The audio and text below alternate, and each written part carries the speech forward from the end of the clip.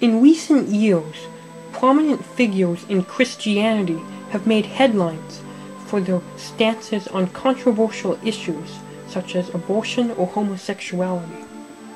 But in the last 3 years, the Reverend Matthew McKay has been noted for his position on a very different topic. I think it's my theological duty to remind the faithful of the Church's position on cats. You heard that correctly. Reverend McKay does not hold back when discussing the issue. Jesus did say in the Gospels, "Get behind me, Satan," and I'm pretty sure he was talking about cats. However, because this is obviously a very serious topic, I simply couldn't allow Reverend McKay's claims to go unchallenged. So I also sat down with Dr. Philip Accardo, a professor of religious studies at McMaster University. The first thing to say, of course, is that cats really aren't mentioned in the Bible. Our Lord never owned a cat. There's one mention in the apocryphal book of Baruch. None of the apostolic witnesses tell us anything about our Lord owning a cat.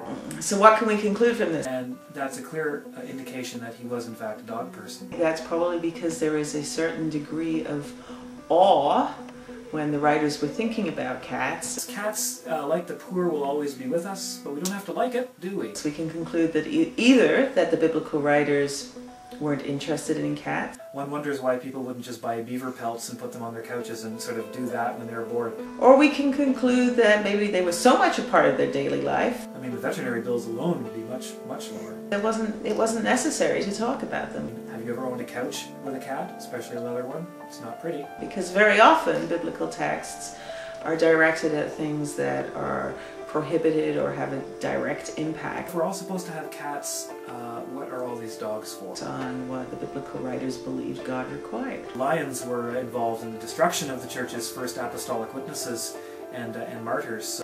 Lions are not cats. You know, I don't see any dogs doing that. The dogs were obviously on the side of righteousness. Lions just are not cats. Is that what you want to have in your house? You want to have a symbol of the persecution of the early church? Well, if you do, that's fine. But not in my household, where we will have godly things like dogs. If there were cats involved, it would say cats. And hamsters, maybe. But the texts, all the extant texts, Gerbils. talk about lions. None of these things can be linked to any persecution, any persecuting activity of any Roman emperor. Cats, well, cats just don't have a leg to stand on, really. Well, some might say I've been losing my hair, but in fact I haven't lost it at all. I know where it is. It's just in the brush or at the bottom of the bathtub. I find in the Gospel of Matthew a wonderful story of Jesus praising somebody's faith. A Canaanite woman has come to Jesus and has asked him to heal her or something like that, you know.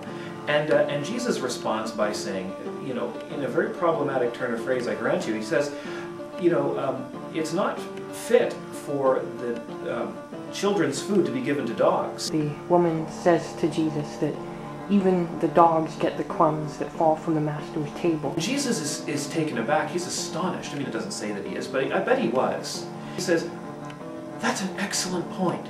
Well, he doesn't literally say it's an excellent point, but you can tell he's thinking it. You know, you can tell. When you read the Bible as much as I do, you get these things. He says, great point. That's a great point. And he says, and greater still is your faith. The dogs are eating the crumbs under the children's table, and Jesus says that's an example of steadfast, inspirational faith. What are the cats eating? They're not under the table, they're at the table.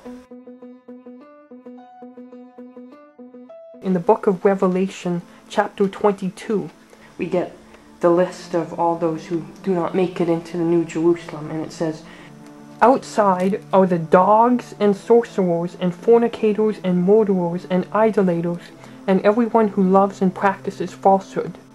Cats aren't on that list. The term dogs is being used there metaphorically. It's clear to me that those are police dogs. Then we need to ask, why would you use the term dog to refer to that particular group of people? Does anyone ever say, release the cats when there's a problem? No, they don't. There aren't cats at the airport sniffing for bombs and things like that, nor are there cats keeping Jerusalem safe. It would seem then that this debate is far from over.